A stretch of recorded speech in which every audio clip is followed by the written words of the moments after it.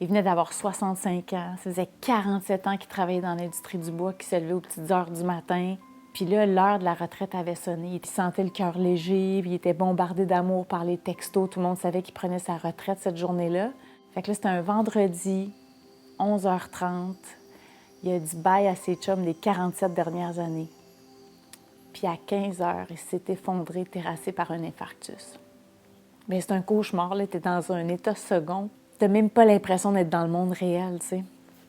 Bien, notre première réaction, quand ils nous ont demandé de procéder au don d'organes, ça a été non. Étonnamment, parce que moi, j'ai toujours cru au don d'organes. Mais là, tu es tellement dans un état de choc, tu essaies juste d'assimiler la réalité. On avait senti que tout avait été fait.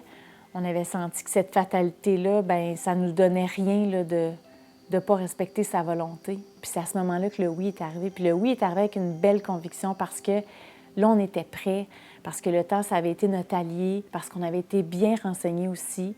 Puis à partir du moment qu'on a dit oui, il y a autre chose qui s'est ouvert à nous. Autant après, ce n'était que apaisement, réconfort.